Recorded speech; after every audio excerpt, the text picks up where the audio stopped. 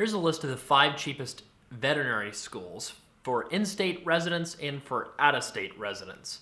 These are people that, to be honest with you, we do not run into graduates from these veterinary schools that often in our student loan consulting service because I guess they have so little debt that they kind of just figure out how to handle it on their own, or they just use student loan planners' refinancing bonuses to just refinance and get a lower interest rate and pay their debt back.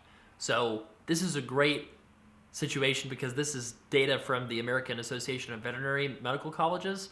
So this is also true because anecdotally, we don't see graduates come out of these schools with really that much debt pretty much ever. Number 5, NC State, $191,000. Number 4, Oklahoma State, $186,000. Number 3, Iowa State, $181,000. Number 2, University of Georgia, $179,000. And the number 1 cheapest program for in-state residents, Purdue, $168,000. These schools you could call the below 200K club. This is the all-in cost of everything, tuition, living expenses, fees, all rolled up into one.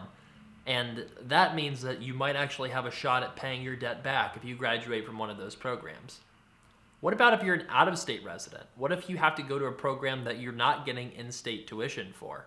According to this same survey done by the American Association of Veterinary Medical Colleges, this is the cheapest 5 programs for out-of-state residents. Number 5, Mississippi State, $290,000. Number 4, Texas A&M, $262,000. Number 3, Washington State, $250,000. Number 2, University of Missouri, $238,000. And the number 1 cheapest program for out-of-state residents is NC State at $222,000. Talking about cheapest veterinary schools is kind of like talking about cheap diamonds or cheap gold bars. It's a little bit of an oxymoron. So most people, even those coming out of the cheapest programs today, are taking out so much debt that you might have to go for an income-driven repayment strategy to pay it back.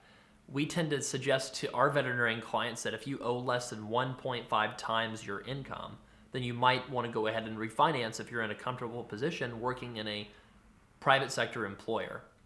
There's a lot to this, and if you owe a typical amount of money for veterinary school, which for our clients is about $275,000, if you're anywhere close to that, you probably need to get a plan for your veterinary school debt. So hit up studentloanplanner.com/help. Hit us up in the comments if you think we missed any really cheap vet schools out there.